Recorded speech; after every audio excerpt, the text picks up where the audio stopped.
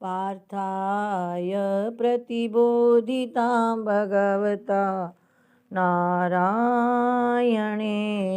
स्वयं व्यासेन ग्रथितां पुराणमुनिना मध्ये महाभारतम् अद्वैतामृतवर्षिणीं भगवती अष्टादशाध्यायिनी मम्ब त्वामनुसन्दधामि भगवद्गीते भवद्वेषिणी गीते भवद्वेषिणी। श्री श्री गिरि माँ जी की जय। के पुनः अनेन द्वन्द्वमोहेन निर्मुक्ताः सन्तः। के कौन, पुनः का अर्थ है फिर, कौन फिर अनेन द्वन्द्व मोहेन इस द्वन्द्व मोह से निर्मुक्ता मुक्त हुए, निर्मुक्ता संता यानी इनसे छूटे हुए, त्वाम विदित्वा हे भगवान आपको जानकर, यथा शास्त्रम जैसा कि शास्त्र कह रहा है, आत्मभावेन भजन्ते आत्म भाव से आपका भजन करते हैं कि मैं वही पर ब्रह्म स्वरूप परमात्मा हूँ। इति अपेक्षितम ऐसी अपेक्षा होने पर, इसी का अर्थम दर्शयितुम उच्यते, इसी का अर्थ दिखलाने के लिए कहा जाता है कि कौन है ऐसे जो द्वंद्व मोह से मुक्त हो गए हैं और आपको शास्त्रानुसार जानकर आत्म स्वरूप से आपका भजन करते हैं। ऐसी अपेक्षा होने पर इसी अर्थ को दिखलाने के लिए कहा जाता है।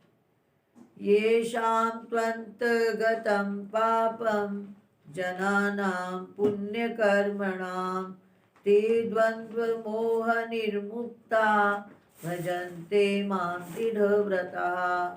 येषां त्वन्तगतं पापं जनानां पुण्यकर्मणां ते द्वन्द्वमोह निर्मुक्ता भजन्ते मां दृढव्रताः। तू शब्द का अर्थ किंतु, येषां जिनका, येषां जनानां जिन पुरुषों का, पापम अंतगतम पाप अंत को प्राप्त हो गया है।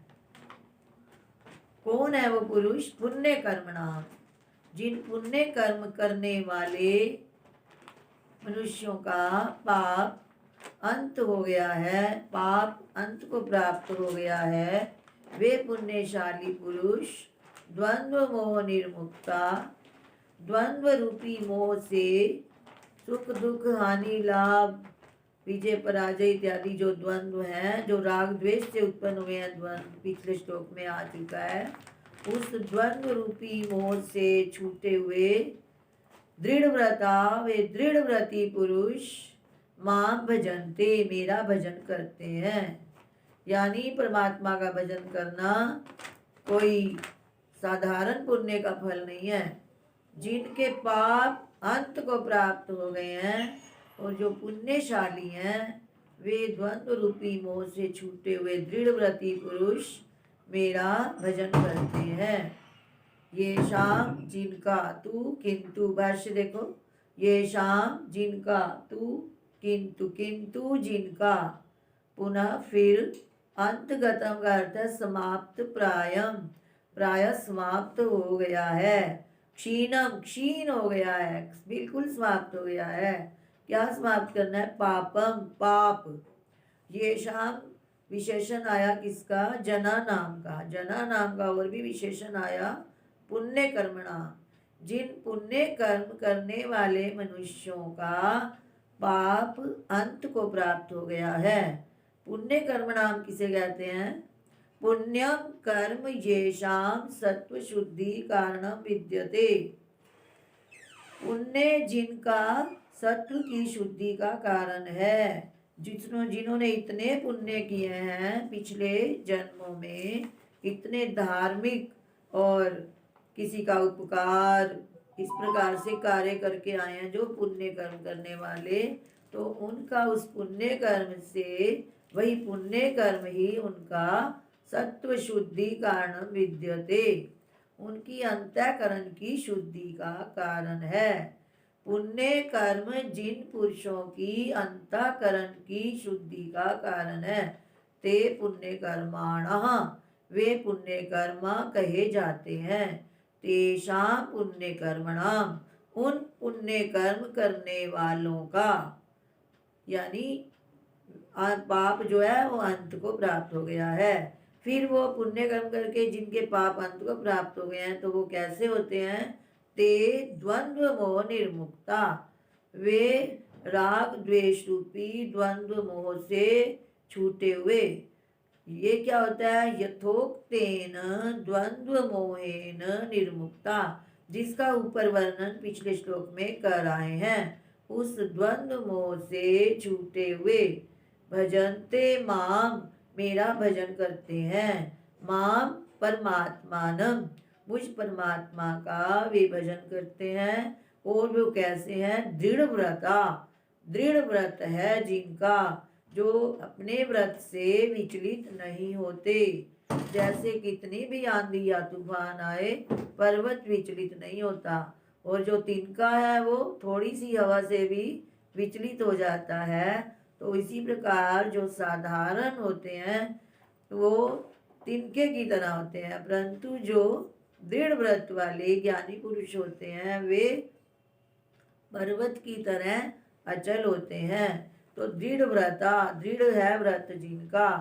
एवं ए परमार्थ तत्वम, वह परमार्थ तत्व ऐसा ही है, न अन्यथा, इसके अतिरिक्त नहीं, ऐसा ही है, यानी आत्म तत्व ऐसा ही है, भिन्न नहीं है। इस इत्येवं, इस प्रकार से सर्व परित्याग व्रतेन, सब कुछ छोड़कर, सर्व परित्याग व्रतेन, सब कुछ छोड़कर, यानी मिथ्या सभी वस्तुओं को छोड़कर, निश्चित विज्ञाना, वे निश्चित विज्ञान वाले, यानी जिन्होंने निश्चित रूप से उस परमात्म तत्व को अनुभव भी कर लिया है, निश्चित विज्ञान वाले, या जिनका निश्चित विज्ञान वह उत्पन्न हो गया है, दृढ़ व्रता, वे ही दृढ़ व्रती कहे जाते हैं। दोबारा देखो, जिनका पाप अंत को प्राप्त हो गया है, क्षीण हो गया है, ऐसे पुण्यशाली उन पुरुषों का, अर्थात पुण्य कर्म है अंतःकरण की शुद्धि का कारण जिनका, ते पुण्य कर्माणः, वे पुण्य कर्म करने वाले द्वंद्व मोह से मुक्त हुए। जैसा कि ऊपर कहा गया है, उस राग द्वेष रूपी द्वंद्व मोह से मुक्त हुए वे पुरुष मुझ परमात्मा का भजन करते हैं। वे दृढ़ व्रत वाले होते हैं, वे अपने व्रत से विचलित नहीं होते कि परमार्थ तत्व ऐसा ही है। रस्सी रस्सी ही है, सर्प सर्प ही है, वो रस्सी को सर्प नहीं मानते, यानी वो मिथ्या जगत के जालों में नहीं फंसते। सर्प की तरह जो जगत है उसका विचार ना करते हुए रस्सी को ही देखते हैं, परमार्थ तत्व, परमात्म तत्व को ही जगत में देखते हैं, न अन्यथा, इससे अतिरिक्त अन्य कुछ नहीं है। इस प्रकार सर्व परित्याग व्रतेन, संपूर्ण कल्पित मिथ्या का परित्याग करके निश्चित विज्ञान जिनको हो गया है, निश्चित रूप से जिनको अनुभव हो गया है परमात्मा का, वे दृढ़ व्रत वाले कहे जाते हैं। ते किमर्थम भजन्ते, वे क्यों आपका भजन करते हैं? इत्युच्यते, इस पर कहते हैं। किस प्रयोजन के लिए आपका भजन करते हैं? इस पर कहते हैं। जरा मरण मोक्षाय मामाश्रित्य यतन्ति ये, ते ब्रह्म तद्विदुः कृष्ण मध्यात्मं कर्म चाखिलम्। जरा मरण मोक्षाय मामाश्रित्य यतन्ति ये, ते ब्रह्म तद्विदुः कृष्ण मध्यात्मं कर्म चाखिलम्। जरा मरण मोक्षाय, जन्म और मृत्यु से मुक्ति के लिए, माम आश्रित्य, मेरा आश्रय लेकर, ये जो पुरुष यतन्ति, प्रयत्न करते हैं, मेरा आश्रय लेकर जो जन्म और मृत्यु से मुक्ति के लिए प्रयत्न करते हैं, ते वे पुरुष ब्रह्म कृत्स्नम अध्यात्म ब्रह्म विदु, उस संपूर्ण अध्यात्म तत्व को, ब्रह्म को जानते हैं। कर्म च अखिलम, और संपूर्ण कर्म को भी जानते हैं। अब बतलाया कि वो किस लिए भजन करते हैं, तो जरा और मृत्यु से मुक्ति के लिए। अभी अभी आप 13वें अध्याय के उसमें पढ़ रहे थे ना, जन्म मृत्यु जरा व्याधि दुख दोषानुदर्शनम, उनका जन्म मृत्यु जरा व्याधि में दुख देखने के कारण उनको अब इससे मुक्ति की इच्छा हुई है, इसलिए भगवान कहते हैं वो मेरा आश्रय लेकर प्रयत्न करते हैं। कोई पुण्यशाली ही ऐसा करता, सभी नहीं करते। जरा मरण मोक्षाय, भाष्य देखो, जरा वृद्धावस्था, मरण मृत्यु से मोक्षार्थ, मोक्ष के लिए, मां परमेश्वरम आश्रित्य, मुझ परमेश्वर का आश्रय लेकर, मत समाहित चित्ता संतो, मेरे में समाहित चित्त हुए, एकाग्र चित्त हुए, यतन्ति प्रयतन्ते, ये जो प्रयत्न करते हैं, ते वे पुरुष, यद ब्रह्म परम, जो परम ब्रह्म है, जो सर्वोत्कृष्ट तत्व, व्यापक तत्व परमात्मा है, तद्विदु, उसे जानते हैं। ऐसे नहीं जानते, कृत्स्नम समस्तम, समस्त उस परमात्म तत्व को जानते हैं। अध्यात्मम, उस अध्यात्म, प्रत्यगात्म विषयम, जो सबकी अंतरात्मा है, प्रत्यगात्म विषयक समस्त अध्यात्म वस्तु को वे जानते हैं। और भी साथ में बतलाया, अखिलम च कर्म, यानी तद्विदु, उसे जानते हैं, कर्म च अखिलम समस्तम विदु, और वे संपूर्ण कर्म को जानते हैं। कर्म का मतलब यहाँ पर जो परमात्मा को जानने के लिए जो हमें श्रवण मनन निधिध्यासन इत्यादि करना है, उसके अनुष्ठान के लिए उन साधनों को भी वे जानते हैं। एक बहिरंग साधन होते हैं और एक अंतरंग साधन होते हैं। बहिरंग साधन पहले हमारे अंदर इच्छा उत्पन्न हो तो इसको बोलते हैं, जैसे पहले वैराग्य हो, फिर विवेक, षट संपत्ति, मुमुक्षुता, ये बहिरंग साधन। फिर इसके बाद जब ये चारों साधन हो जाते हैं तो ये बहिरंग हो जाते हैं, और श्रवण मनन निधिध्यासन ये अंतरंग हो जाते हैं। तो उन कर्मों के अनुष्ठान के को भी वो ठीक से जानते हैं और वो उन्हीं कर्मों को करते हैं। इस प्रकार से उस समस्त वस्तु विषयक उस परमात्मा को वे जानते हैं, या प्रत्यगात्म विषयक समस्त अध्यात्म वस्तु को वे पुरुष जानते हैं। साधिभूतादिदैवं मां साधियज्ञं च ये विदु, प्रयाण कालेऽपि च मां ते विदुर्युक्त चेतसः। अधिभूत और अधिदैव के सहित, साधिभूत आदि, स मैंने सहित, अधिभूत अधिदैवम, अधिभूत और अधिदैव के सहित, साधि यज्ञम तथा अधियज्ञ के सहित, ये जो मां विदु मुझे जानते हैं, वे प्रयाण कालेपि, ये नहीं कि चलो पहले जान लिया, प्रयाण कालेपि, चाहे मृत्यु के समय भी जान लेते हैं। ते विदुर युक्त चेतसः, वे समाहित चित्त पुरुष अंत काल में भी मुझको ही जानकर इस प्रकार से मुक्त हो जाते हैं। यानी इसका अर्थ यह है कि वो अधिभूत, और यानी इसमें यह बताया कि उत्तम अधिकारी के लिए तो इसमें 14 श्लोक आ चुका है पीछे, कि जो इस प्रकार से मुझे जानते हैं। अब यहाँ आगे वर्णन आएगा इसका 8वें अध्याय में, कि ये अध्यात्म, कर्म, अधिभूत, अधिदैव, अधियज्ञ, ये पांचों ब्रह्म स्वरूप ही हैं। इस प्रकार से उनका वर्णन आएगा। तो उसके सहित जो जानते हैं, प्रयाण काले भी, अंत काल में भी वो समाहित चित्त होकर मुझे जान लेते हैं, उनका अंत काल में भी वैसा ही ज्ञान बना रहता है। साधि इति साधिभूतादि दैवम, ये श्लोक का शब्द है।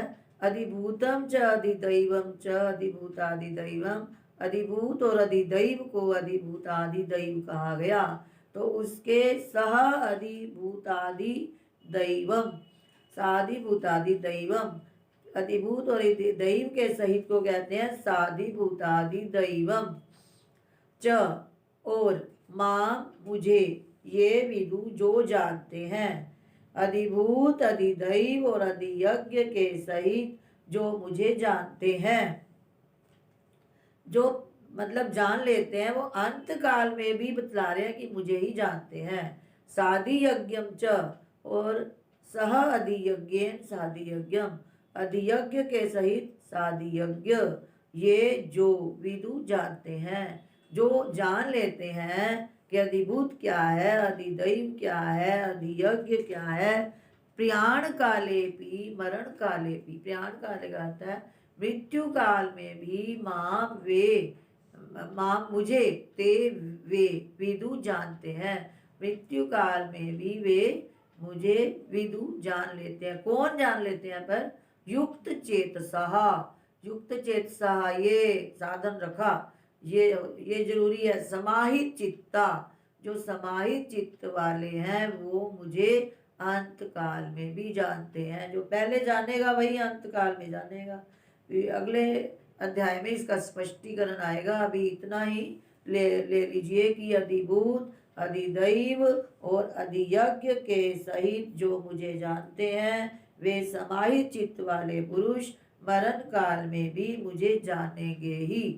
इति श्रीमद् परमहंस परिव्राजकाचार्य गोविंद भगवत पूज्य पाद शिष्य श्रीमद् शंकर भगवता पितौ श्रीमद् भगवद गीता भाष्ये ज्ञान विज्ञान योगो नाम सप्तमोऽध्यायः।